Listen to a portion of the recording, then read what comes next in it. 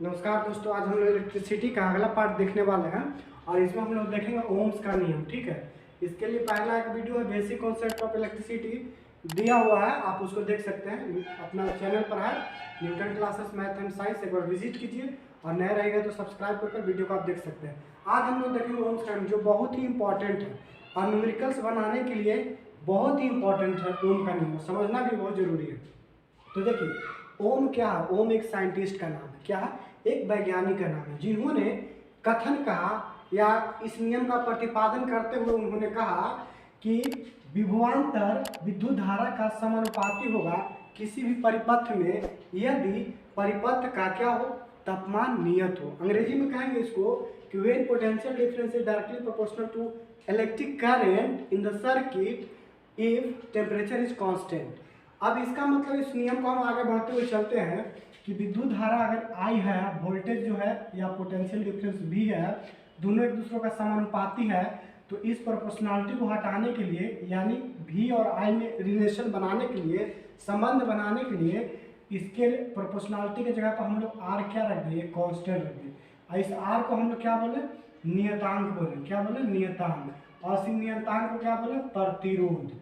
यही प्रतिरोध का सबसे पहले प्रतिपादन करने वाला व्यक्ति थे ओम साहब ने थे। ठीक है, और इसकी प्रतिरोध की जो है ऐसा यूनिट इन्होंने खोज किया, तो इनके नाम के रिस्पेक्ट पर ही क्या रखा गया, ओम से रखा गया। यानी प्रतिरोध का ऐसा यूनिट क्या होता है, ओम होता है।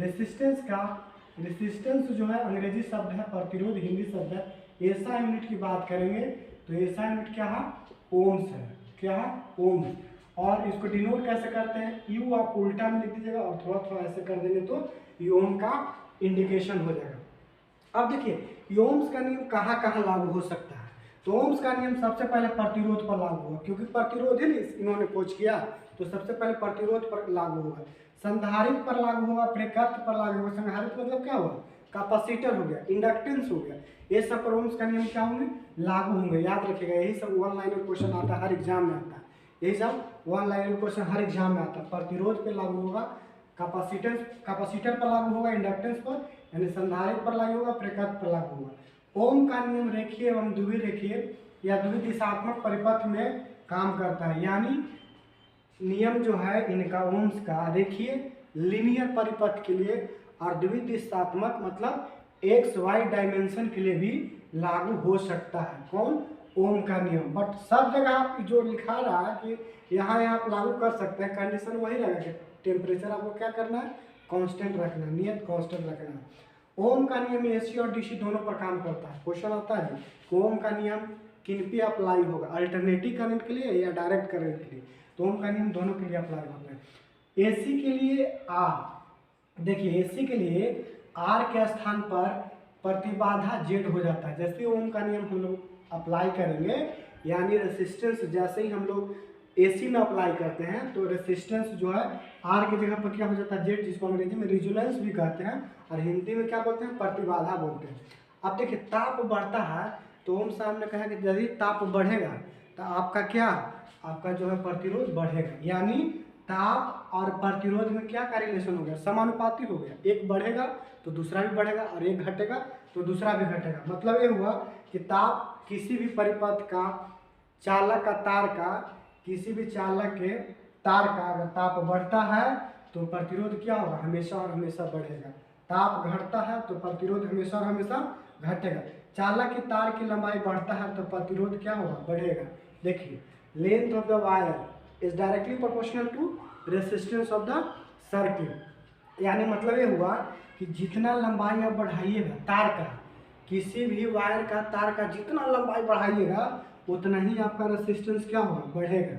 उतना ही रेसिस्टेंस क्या होगा, बढ़ेगा। यानी तार की लंबाई बढ़ेगा तो प्रतिरोध भी बढ़ेगा। ठीक है, और देखिए एक क्रॉस सेक्शनल एरिया होता है, जैसे हम लोग कहते हैं ना, तो आर क्या हुआ, रेसिस्टेंस समानुपाती है लेंथ का है तो हम लोग पढ़ लें। और व्युत्क्रमानुपाती होता है क्रॉस सेक्शनल एरिया का। ठीक है, कटान बिंदु किसी का रहेगा तो उसका व्युत्क्रमानुपाती होता है। मतलब क्या हुआ कि यदि क्रॉस सेक्शनल एरिया, किसी का एरिया अगर बढ़ता है तो आपका प्रतिरोध क्या हो जाएगा, घट जाएगा। प्रतिरोध क्या हो जाएगा, घट जाएगा। और ये अगर आपका घटेगा, क्रॉस सेक्शनल एरिया अनुप्रस्थ काट का क्षेत्रफल घटेगा तो प्रतिरोध क्या होगा, बढ़ेगा। अब यहाँ पर देखिए इस प्रोपोर्शनलिटी को हटाने के लिए हम लोग रो रखते हैं, क्या रो। अब देखिए इस प्रोपोर्शनलिटी को हटाएं, इसके जगह पर रो रखें तो एक रिलेशन मिल गया, और इसको हम लोग रो को बोलते हैं प्रतिरोधकता। क्या बोलते हैं, प्रतिरोधकता कहलाता है। और ये रो का ऐसा मात्रा क्या होता है, ओ मीटर होता है। क्या होता है, ओ मीटर। अब बोलेगा ओ मीटर कहाँ से आ गया, तो देख लीजिए एक बार ओ मीटर कहाँ से आ गया। तो आर बराबर क्या हो गया, रो एल बाई ए। अब देखिए रो बराबर हम लोग निकालेंगे तो क्या हो जाएगा, आर गुने ए बटा रो एल। तो रो बराबर क्या हो गया, रो बराबर आर गुने ए बटा एल हो गया। आर मतलब क्या हो गया, ओम हो गया। ए मतलब क्या हुआ, अनुप्रस्थ काट का क्षेत्रफल हो गया। इसका मतलब क्या, मीटर स्क्वायर, मीटर गुना मीटर। और लेंथ का क्या होता है, मीटर। मीटर मीटर कैंसिल हो गया, क्या बच गया, ओम मीटर। इसलिए यहाँ कहा गया है कि प्रतिरोधकता यानी आपका जो रो है, ठीक है, रेसिस्टिविटी है, इसकी जो है रेसिस्टिविटी अंग्रेजी बोलते हैं, ऐसा मात्र क्या होता है, ओम मीटर होता है। क्या होता है, ओम मीटर होता है। और एक और चीज़ देखिए बहुत इंपॉर्टेंट है, ये हमेशा अक्सर एग्जाम में आता है। प्रतिरोध जो है किसी भी मान व्यास का यानी डायमीटर का स्क्वायर के व्युत्क्रमानुपाती होता है। इसका मतलब ये हुआ कि अगर तार का डायमीटर क्या किया गया है, हाफ किया गया, तो पूछेगा कि प्रतिरोध का मान क्या हुआ। तो आप समझ लीजिए कि अगर डायमीटर है, क्या है, व्यास है, इसको अगर हम हाफ कर देंगे तो रिलेशन क्या है, स्क्वायर का व्युत्क्रमानुपाती है जी। तो हाफ हो गया तो 1/4 हो गया, यानी ये अगर 1/4 है क्या डायमीटर, तो रेसिस्टेंस क्या हो जाएगा, 4 गुना हो जाएगा। सीधा सीधे कहाँ चलेगा, 4 गुना यानी 4th गुना। 1/2 रहेगा, हाफ रहेगा, तो 4th गुना। अब ये 2 गुना रहेगा, ध्यान दीजिए, यदि 2 गुना है तो 2 का स्क्वायर कीजिए, 2 का स्क्वायर में 2 दूनी कितना हो जाएगा, 4 हो जाएगा। यानी प्रतिरोध क्या हो जाएगा, 4 गुना हो जाएगा। प्रतिरोध कितना हो जाएगा, 4 गुना होगा। और इससे हमेशा एग्जाम में क्वेश्चन आता है, यदि किसी भी चालक की तार की लंबाई अगर आधा कर दिया, व्यास की आधा कर दिया जाता है या दोगुना कर दिया जाता है, तो बताइए कि प्रतिरोध का मान क्या होगा। तो प्रतिरोध का मान एकदम याद रखिएगा, अगर ये आधा रहेगा तो ये 4 गुना, ये 2 गुना, तो ये आधा रहेगा, यानी आधा का मतलब क्या होगा, 1/4 रहेगा, 1/2 रहेगा, तो ये क्या हो जाएगा, 4 गुना हो जाएगा। और अगर ये 2 गुना रहेगा तो भी क्या हो जाएगा, 2 गुना 2 गुनी 4 गुना हो जाएगा। ऐसे ना होगा जी, 1/4 हो गया, 1/4। तो 1/4 का मतलब ये अगर 1/4 है तो ये क्या हो जाएंगे, 4 गुना हो जाएगा। अगर ये 2 गुना रहेंगे क्या है, अगर रेसिस्टेंस क्या हो गया, 2 गुना हो गया, तो प्रतिरोध आपका क्या हो जाएगा, ये अगर आधा 2 गुना है तो प्रतिरोध क्या हो जाएगा, 2 गुना है तो ये समझ लीजिए कि क्या हो जाएगा, इसका आधा कर दीजिए, 2 गुना का 1/4 कितना हो जाएगा, 1/4 हो जाएगा। क्या हो जाएगा, 1/4 हो जाएगा। ये आपका रिलेशन बनता है, ठीक है। अगर ये 3 गुना है, क्या है, 3 गुना है, तो 3 गुना है तो कितना हो जाएगा, 9 गुना हो जाएगा, ठीक है।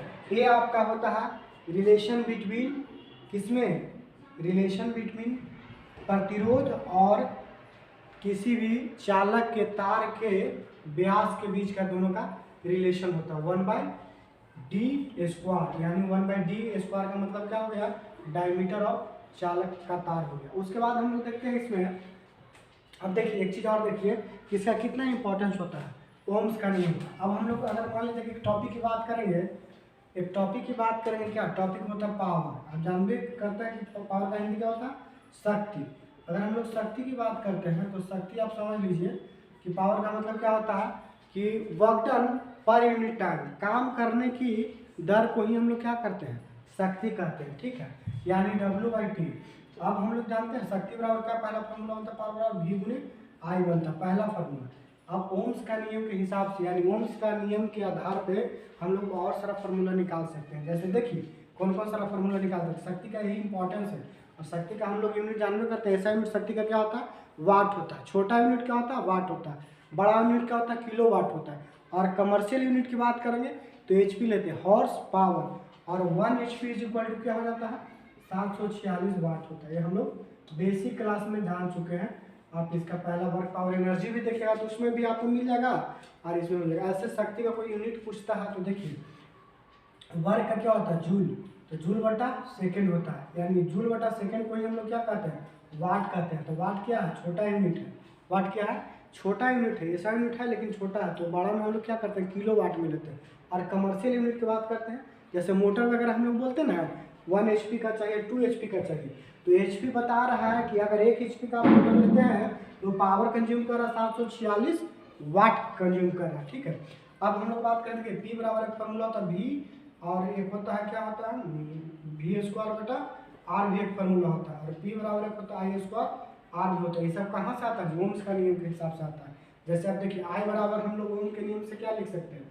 ओम का नियम क्या हमारा मिल गया यहाँ पर, V is equal to IR। तो I बराबर क्या हो जाएगा? V बटा R। अब देखिए पावर बराबर कैसे ही आता है, तो P बराबर हम लोग जानते हैं V गुने I होता है, और V गुने I की जगह पर हम लोग क्या रख सकते हैं? V बटा R रख सकते हैं, V बटा R रख सकते हैं। V गुना V क्या होगा? V² बटा। देखिए पावर का एक फॉर्मूला यहाँ से निकल गया, किसकी मदद से निकला? ओम्स का नियम का जो हम लोग प्रतिपादन किए थे उसके हिसाब से हम लोग पावर का दूसरा फॉर्मूला निकाल दिए। तीसरा एक और फॉर्मूला होता है, जैसे देखिए P बराबर क्या होता है? V गुने I होता है। अब यहाँ से हम लोग V गुने I होता है, तो V बराबर क्या हो जाएगा? V बराबर क्या हो जाएगा? IR। अब देखिए यहाँ पर जो V है, V की जगह पर क्या हम लोग लिख देंगे? I गुने R गुने I, तो आपका पावर बराबर बन जाता है I² R।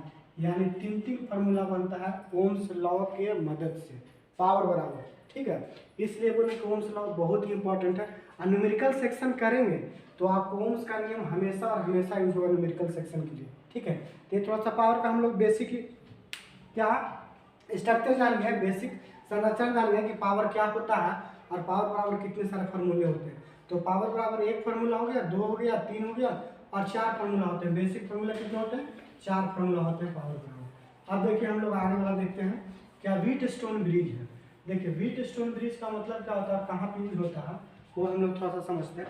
व्हीटस्टोन ब्रिज का जो प्रयोग होता है अज्ञात प्रतिरोध मापने के लिए, एक यंत्र है व्हीटस्टोन ब्रिज, जिससे हम लोग क्या करते हैं कि आपको 4 रेसिस्टेंस दिया हुआ रहेगा। कितना रहेगा? 4 रेसिस्टेंस का जगह रहेगा, लेकिन 3 का मान रहेगा, चौथा का मान नहीं रहेगा। तो चौथा का मान हम लोग प्रयोग निकालने के लिए, ज्ञात करने के लिए हम लोग क्या यूज करते हैं? व्हीटस्टोन ब्रिज यूज करते हैं। ऐसे हम लोग वो आपका इलेक्ट्रिसिटी का बेसिक क्लास में हम लोग देखेंगे कि रेसिस्टेंस को यानी प्रतिरोध को श्रेणी क्रम में जोड़ेंगे तो कैसे मान निकलेगा, और समांतर क्रम में जोड़ेंगे तो कैसे मान निकलेगा। ठीक है, बट अभी हम लोग गैल्वेनोमीटर की बात कर रहे हैं कि जो व्हीटस्टोन ब्रिज में क्या लगा हुआ रहता है? गैल्वेनोमीटर। तो गैल्वेनोमीटर क्या मान बताता है कि यदि गैल्वेनोमीटर से विद्युत धारा, अगर विद्युत धारा का रीडिंग क्या बताएगा गैल्वेनोमीटर? 0 बताएगा, तो आपको सेतु रहेगा क्या रहेगा? संतुलन में रहेगा। मतलब क्या हुआ कि व्हीटस्टोन ब्रिज कब संतुलित होगा? पहला क्वेश्चन आता है कि व्हीटस्टोन ब्रिज जो है कब संतुलित रहेगा? तो गैल्वेनोमीटर का रीडिंग यानी करंट का रीडिंग जब क्या हो जाएगा? 0 हो जाएगा, तो क्या हो जाएगा? संतुलन में हो जाएगा ब्रिज। निकालते कैसे है रेसिस्टेंस का मान? देखिए सबसे पहले तो व्हीटस्टोन ब्रिज का फॉर्मूला क्या बनेगा? E बटा I हो जाएगा, यानी P बटा R हो जाएगा, और Q बटा S हो जाएगा। ए हो गया पहला, और दूसरा आप निकाल सकते हैं यहाँ से यहाँ P बटा Q और R बटा S हो जाएगा। यही चीज़ आपको याद रखना है। ये अगर याद है तो व्हीटस्टोन ब्रिज से रिलेटेड सारे क्वेश्चन आप बना सकते हैं। जैसे एग्जाम्पल के लिए क्वेश्चन दिया हुआ है, एक्स का मान बताइए क्या होगा? एक व्हीटस्टोन ब्रिज है, क्या व्हीटस्टोन ब्रिज, एक्स का मान क्या होगा? तो एक्स का मान हम लोग निकालने के लिए क्या करेंगे? एज पर फॉर्मूला पर हम लोग इसको पुट करते हैं। 80 बटा क्या हो जाएगा? 100 हो जाएगा, और 40 बटा क्या हो जाएगा? 4 हो जाएगा। आप देखिए यहाँ से भी काट सकते हैं, 10 का 40 हो गया, तो 80 बटा x बराबर 10, तिरछा तिरछी गुना करेंगे कुछ नहीं तो 1 है, तो 80 बराबर 10 गुना x, तो x बराबर क्या हो जाएगा? 80 बटा 10 यानी 10 कितना हो गया? 8 हो गया। x का मान कितना आ गया? 8 हो गया। कितना आ गया?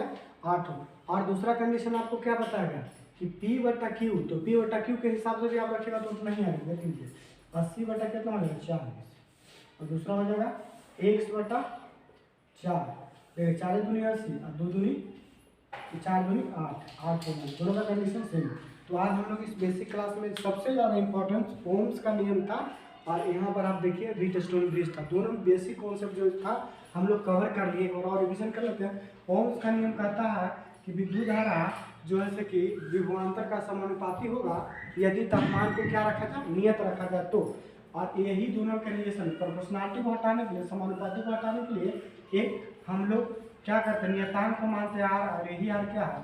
प्रतिरोध कहलाता है, और इस प्रतिरोध का ऐसा मात्रक ओम्स होते हैं। आप देखिए प्रतिरोध जो है कहाँ कहाँ लागू होता है, यानी ओम्स का नियम कहाँ कहाँ लागू होता है? तो प्रतिरोध, संधारित्र, प्रेरकत्व पर ही ओम का नियम लागू होता है। ओम का नियम रेखीय एवं दिशात्मक परिपथ में भी लागू हो सकता है। ओम का नियम AC और DC दोनों पर काम करता है, याद रखें ओम का नियम AC और DC दोनों पे काम करता है। AC के लिए R के स्थान पर क्या हो जाते हैं, Z हो जाते हैं, जिसको प्रतिबाधा कहते हैं, अंग्रेजी में रेजोनेंस बोलते हैं। ठीक है, ताप बढ़ता है, ये सब रिलेशन बहुत इंपॉर्टेंट याद रखें। ताप बढ़ता है तो प्रतिरोध घटेगा, ताप बढ़ेगा प्रतिरोध बढ़ेगा, ताप घटेगा प्रतिरोध घटेगा, क्योंकि दोनों का क्या रिलेशन, समानुपातिक है। चालक की तार की लंबाई बढ़ेगा तो प्रतिरोध का मान क्या हो जाएगा, बढ़ जाएगा। चालक की तार की लंबाई घटेगा तो प्रतिरोध का मान घटेगा। ठीक है, अब यहाँ पर देखिए दोनों में रिलेशन निकालें कि अनुप्रस्थ काट का क्षेत्रफल से रिलेशन निकालते हैं। तो अगर किसी भी तार का, ठीक है, ये क्षेत्रफल बढ़ेगा तो रेजिस्टेंस घटेगा, और ये घटेगा तो ये बढ़ेगा। इसका मतलब क्या हो, क्षेत्रफल में लंबाई गुने चौड़ाई होते हैं। ठीक है, तो अगर किसी भी चालक का तार का क्षेत्रफल बढ़ जाएगा तो ये घट जाएगा, और ये घटेगा तो ये बढ़ेगा। याद रखिएगा, क्वेश्चन आता है कि अगर कोई प्रतिरोध है, कोई चालक है जिसकी तार का क्षेत्रफल दोगुना कर दिया जाता है, तो बताइए कि प्रतिरोध क्या होगा। तो प्रतिरोध हाफ हो जाएगा, ये दोगुना होगा तो क्या हो जाएगा, हाफ हो जाएंगे, और ये हाफ रहेंगे तो ये दोगुना हो जाएंगे। ठीक है, दोनों का उल्टा रिलेशन, ये बढ़ेगा तो घटेगा, और ये घटेगा तो वो बढ़ेगा। अब देखिए प्रोपोर्शनलिटी को हटाने के लिए रेसिस्टिविटी हम लोग रो जिसको डिनोट किए हैं, और रो को हम लोग क्या बोलते हैं, प्रतिरोधकता कहते हैं। प्रतिरोधकता का जो है ऐसा मात्रा क्या होता है, ओम मीटर होता है। ओम मीटर कैसे निकल गया, हम लोग यहाँ पर निकाल लिए। व्हीटस्टोन ब्रिज क्या यूज करता है, व्हीटस्टोन ब्रिज में 4 रेसिस्टेंस रहेगा जिसमें 3 का मान ज्ञात रहेगा और चौथा का मान ज्ञात नहीं रहता, उसी को हम लोग निकालते हैं व्हीटस्टोन ब्रिज के माध्यम से। व्हीटस्टोन ब्रिज में गैल्वेनोमीटर लगा हुआ रहता है जो विद्युत धारा का रीडिंग बताते हैं। यदि विद्युत धारा का रीडिंग 0 बताएगा तो हम लोग समझ लेंगे कि व्हीटस्टोन ब्रिज क्या संतुलन है। ठीक है दोस्तों, नए हैं चैनल पर तो सब्सक्राइब जरूर कीजिएगा, लाइक कीजिए, दोस्तों के बीच शेयर कीजिए। धन्यवाद।